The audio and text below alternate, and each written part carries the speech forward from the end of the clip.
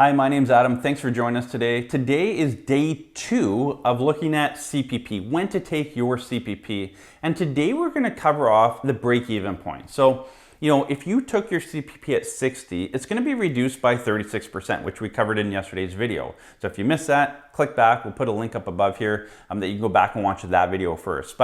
So in this video, we're going to talk about if you took CPP early, you're collecting a lower amount, but you're collecting it for up to 5, maybe 10 years longer than if you delayed till 65 or 70.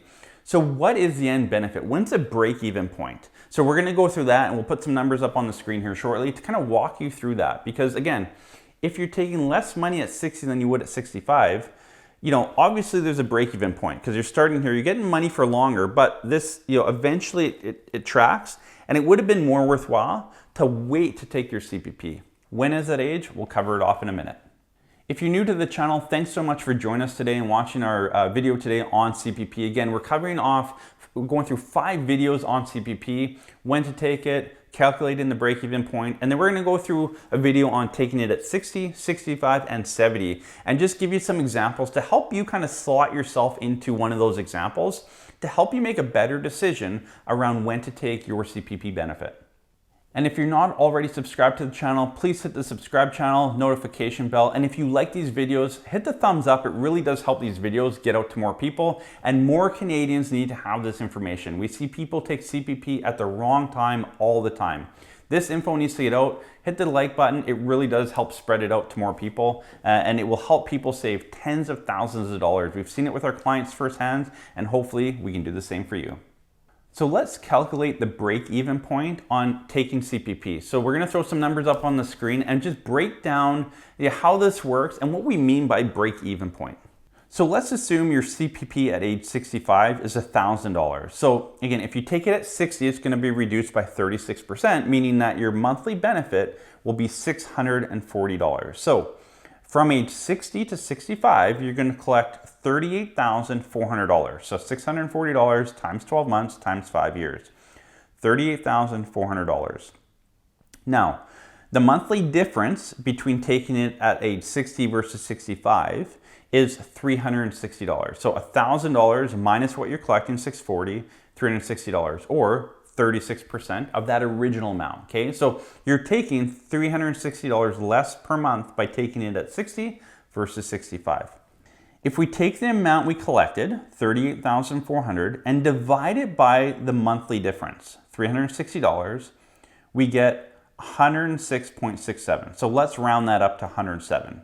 So what is 107? This means that it will take 107 months to make back the difference, right? So that equals 8 years and 11 months.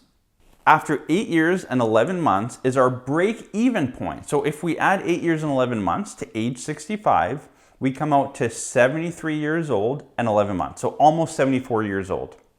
So again, let's round that up now. So looking at those numbers, from 65 to 74, that 74 mark, 73 and 11 months, is the break-even point on if you should take it at 60 or 65, just based on those numbers. So if you live past 74, it would make more sense and you would collect more money from your CPP by delaying to age 65 versus taking it at 60. So again, at 60, you're taking $640 a month, so that accumulates over time. Now, if you start at 65, you're collecting $1,000. That accumulates over time. So when does, bucket age 60 equal bucket age 65? That's at age 74. So again, to summarize, it would make more sense if you live past 74 to delay till 65 for your CPP versus taking it at age 60. So there's a lot of numbers there. Hopefully that makes sense. But the break-even point. So a lot of people ask us, okay, well, if I take it at 60, I'm collecting money for 5 more years. Obviously, that's a good thing. And it's true, it is. You're collecting money for 5 more years, but you're collecting a lower amount of money for the rest of your life. So again, that break-even point, 60 versus 65 in this scenario, is age 74. So if you live past 74, just financially, how much money you're going to collect from the government from CPP, it makes sense to delay to 65 versus taking it at 60 if you live past 74. Now, obviously, there's way more to this than just these basic numbers. Well, what about if you invested that money, the $640, if you invested that every month into your TFSA because you never used it, and it grew and you never touched it? Well, obviously, that's going to skew the numbers, and it's going to extend that 74 probably to 78 into 80. But we know firsthand that you're probably not going to invest that money. You're probably going to spend it. So a lot of our clients have taken that strategy. Hey, I'm going to take it early and invest it, and it doesn't get invested. So, as great of intentions that we sometimes have, they don't always follow through. So we just want to look at the raw numbers. There's obviously way more to this than just these raw numbers, but in this video, we want to look at the raw numbers because that's the question that we often get asked that you need to understand before you consider taking CPP at 60, 65, or any time in between. So hopefully this video helped you understand kind of the break-even point, just pure numbers wise, taking it 60 versus 65. Again, age 74. So if everyone in your family passes away before age 74, and you're kind of thinking it might happen to you too, then obviously you want to take it at 60. Take your CPP early. Other things do come into consideration if you're still working on that kind of stuff, tax rates, but just the fundamental numbers of CPP, you'd want to take it. Now, if everyone lives beyond 74, which is, life expectancy is in mid to late 80s, you should live beyond 74, which means that you should probably wait till 65 to take your CPP just based on those raw numbers. Again, you need to do more planning around it to come to the final solution.